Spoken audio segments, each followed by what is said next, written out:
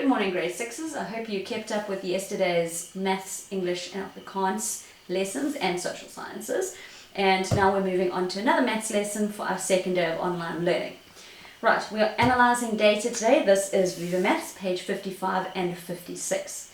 Now the first question that we're looking at, question number 1, asks you to analyse the data, which means you need to look at the information that has been collected and answer questions such as which one is more, which one is less, what is the difference between them, what is the total number of all of the data.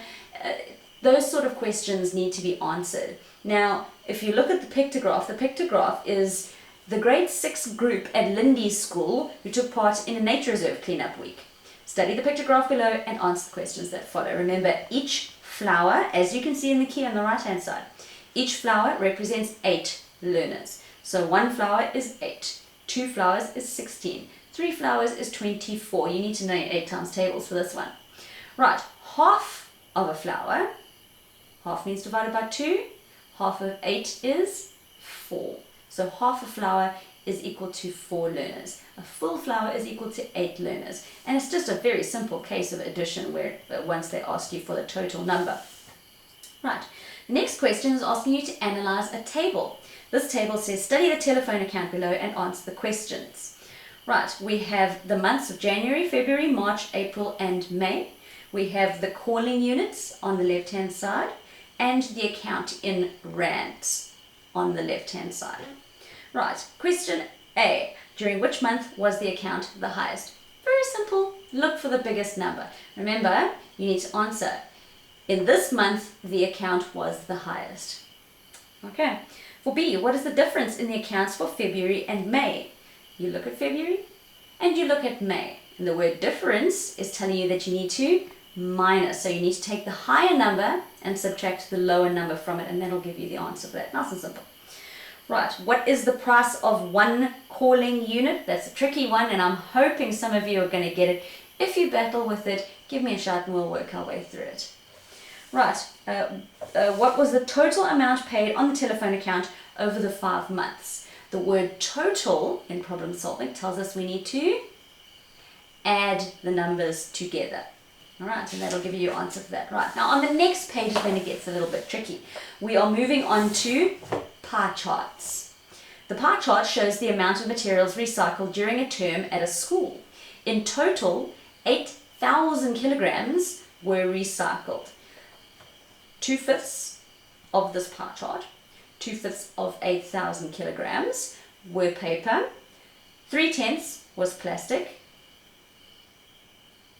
1/10 was plastic, 3/10 was glass, and 1/5 was cans. Right, now in order to work out how many of these things there were, it says calculate how many kilograms of each material were recycled in paper, plastic, glass, and cans. Now, we practiced this last term. We did fractions of a whole. Now remember, I taught you that little formula that tells you how to work it out. And this is WN, whole number, divided by the denominator, multiplied by the numerator, because they are asking you what is, for example, 2/5 of, the total number is 8,000 kilograms. And how much does 2/5 represent? So let's do some calculation here. We're starting with our 1/10 because it's the easiest one that we can do. Right, so 1/10 of 8,000 kilograms. You're now going to replace these letters with the actual numbers. So the whole number that we are dealing with, how many pieces of rubbish did they recycle all together? Was 8,000. Divided by the denominator. Remember, the denominator is the bottom number, D for down, the bottom number. So divided by the denominator, which is 10, and multiplied by the numerator, which is the top number of the fraction. And it's very, very easy to work this out. 8,000, we know, divided by 10 is 800. And 800 multiplied by 1 equals 800 kilograms. So when we are calculating our 1/10, which is plastic, we know that 800 kilograms of plastic was recycled. All right, On the next question, it says to you, the pie chart shows chocolates sold at the tuck shop during a week. This is something I could personally relate to. 64 chocolates were sold all together. A, calculate how many of each chocolates were sold.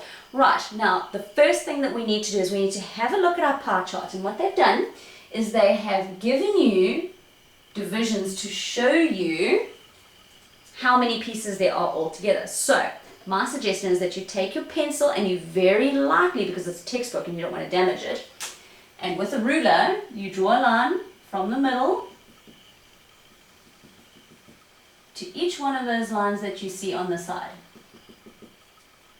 Right, now that gives you a better idea. Now, how many pieces do you see all together in this shape?